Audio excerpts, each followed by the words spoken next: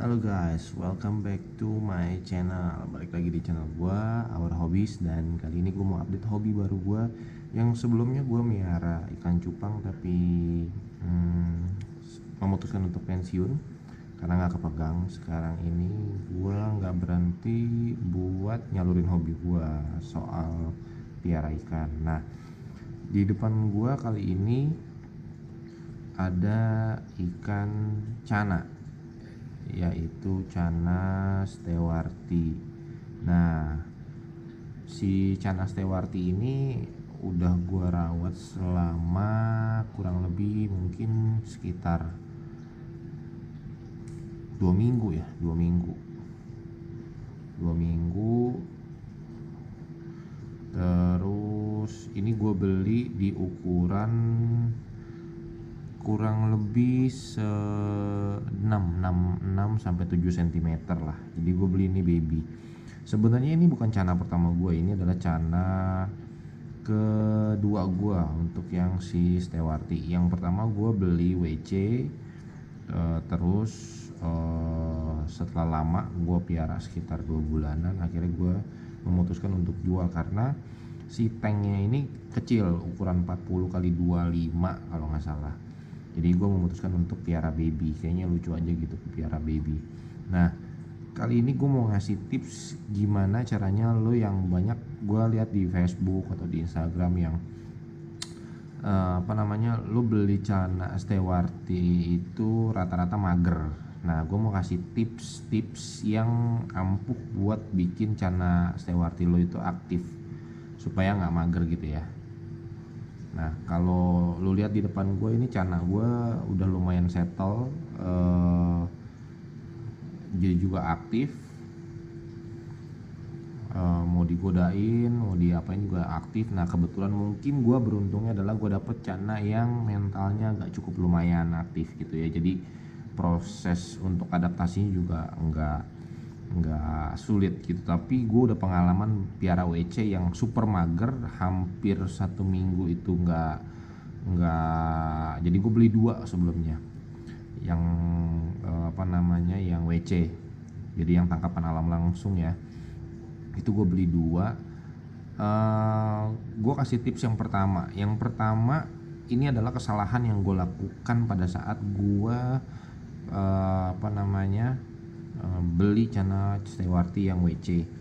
Kesalahan yang pertama adalah gue tidak menyiapkan air dan tanknya. Jadi ikan datang baru gue siapin air, kemudian gue kasih gue baru setup lah, intinya gitu, baru setup si tanknya itu. Nah, kemudian si cananya, alhasil si cananya itu mungkin kaget dan lain sebagainya. Mungkin karena gue pemula juga, itu si cananya agak stres ya,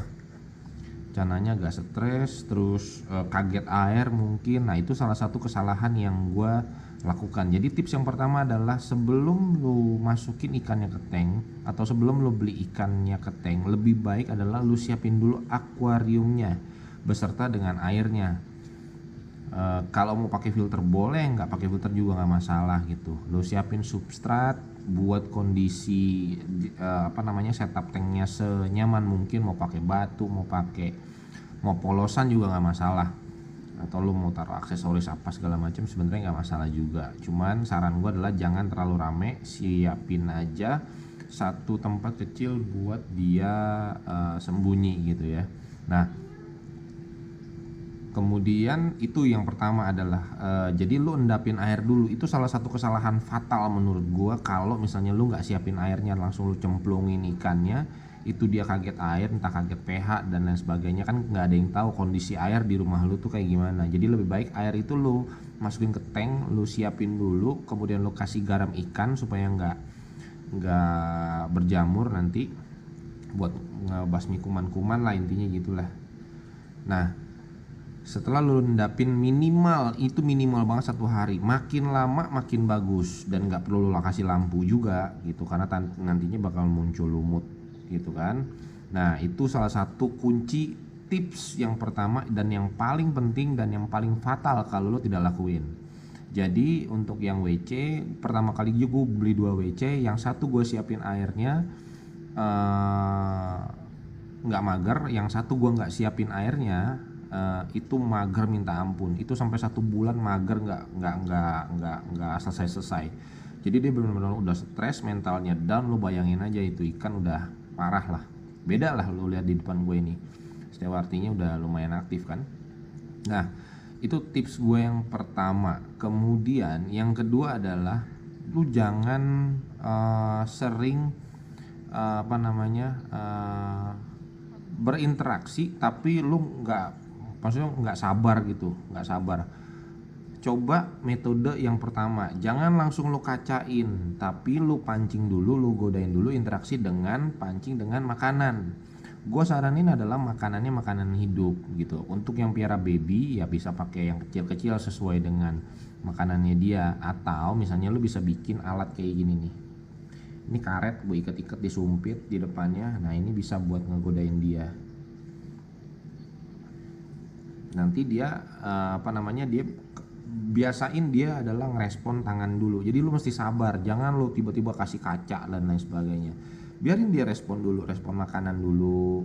Kalau misalnya respon makanan udah oke gitu kan, baru sesekali lu mulai siapin. Yang paling penting adalah lu sabar dulu, jangan langsung ikan lagi mager lu terus lu kasih kaca. Ibaratnya gini, ikan lagi takut-takutnya terus lu kasih lawan dia di kaca, itu yang ada ikan lo tambah takut bukan tambah berani. Syukur-syukur ikan lo berani dikasih kaca, tapi menurut gua pelan-pelan aja dulu, pakai ini dulu, kasih dia dulu, godain ya kan.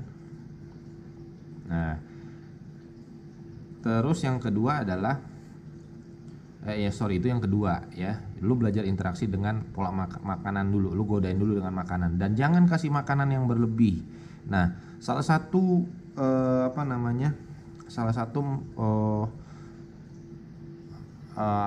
godaan si para keepers ya, apalagi keepers pemula seperti gue misalnya, itu salah satu godaan yang paling berat adalah ketika lu ngelihat ikan lu nggak tahan pengen kasih makan gitu. Dulu gue kayak gitu, yang ada ikan lu kekenyangan tambah mager bukan tambah ini. Jadi intinya gini, kalau menurut gue sesuai logika gue juga belajar dari banyak para kiper senior lah, gue coba analisa tips-tips yang dia kasih gitu. Ikan dipuasain dengan maksudnya ikan lapar dengan ikan mentalnya galak, itu menurut gue satu hal yang berbeda gitu. Jadi bukan berarti dipuasain ikan lo otomatis bakal galak, enggak, tapi lebih kepada dipuasain secukupnya aja. Jangan lu puasain 3 hari 4 hari gitu, boleh aja, asal misalnya ikan lu memang sebelumnya udah makan berat, atau misalnya ya kalau menurut gue sih ya, menurut pemahaman gue pribadi, ikan nggak perlu puasa, tapi kasih makan aja secukupnya. Jadi minimal dia punya tenaga, dia udah mau ngerespon makanan, yang penting dia mau makan dulu, itu intinya.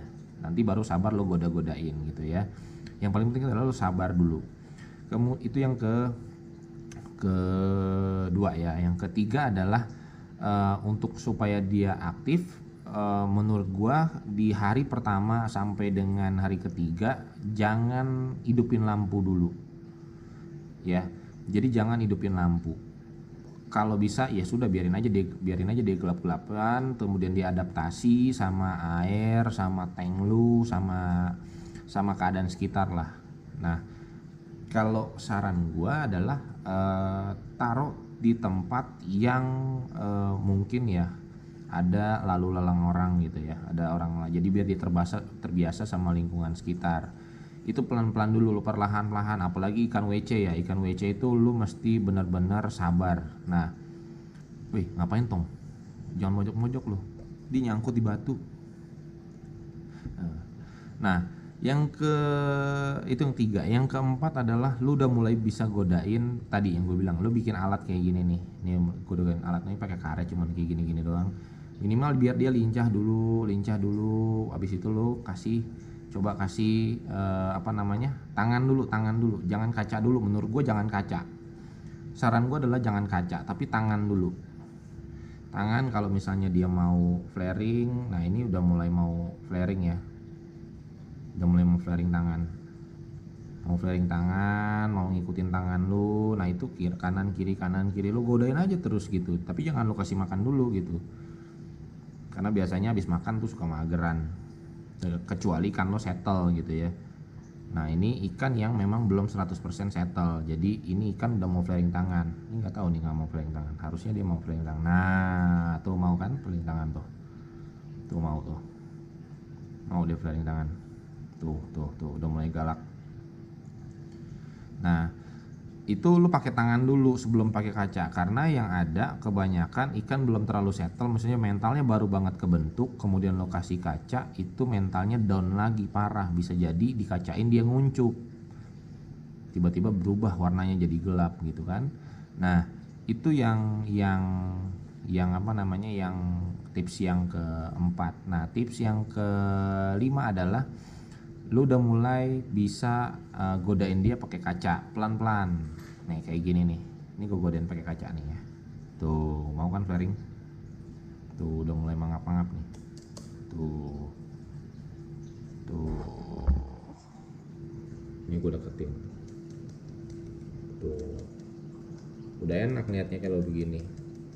Nah usahain lo jangan sering-sering ganti air. Jadi jangan misalnya ikan udah mau flaring lu kacain terus, nanti dia bisa stres bos. Jadi kacainnya sebentar aja, minimal dia ngerasa bahwa dirinya dia menang lah, minimal gitu dulu lah intinya sama lawannya. Nah kalau misalnya si ikan udah mulai kayak gitu, nah itu tinggal dirutinin aja, lu apa namanya, tiap hari segala macem. Nah yang tips yang terakhir adalah soal pakan. Kalau menurut gue untuk ngelatih mentalnya si Chana Stewarti ini, menurut gue paling ampuh yaitu dengan pakan hidup. Jadi jangan pakai pelet dulu gitu. Walaupun misalnya dia masih baby, coba lu kasih cacing, lu potong-potong sesuai dengan ukuran mulutnya dia. Kalau gua ukuran 6-7 cm waktu gua beli itu, gua udah ngasih makan dia pakai ulat Hongkong. Ulat Hongkong lo kasih pakai pinset itu, menurut gua memacu dia banget gitu, memacu mentalnya banget gitu. Dia ngeliat makanan hidup, gerak-gerak, itu lu godain dulu, jangan sampai lu masukin aja langsung gitu. Itu kalau bisa lu godain dulu. Nih kayak gini gua kasih contoh ya. Gua ambil dulu ulatnya. Jadi pakai pinset, atau kalau nggak pakai pinset, kalau misalnya lo nggak ada pinset ya lo boleh pakai sumpit kayak, atau lo boleh pakai apa segala macam lah, yang minimal bisa pegang. Pakai jari juga nggak masalah. Nih kayak gini. Nih tuh. Ini kan gua nggak lapar ya. Kalau dilihat sih perutnya agak gendut gitu, habis makan pelet tadi sore.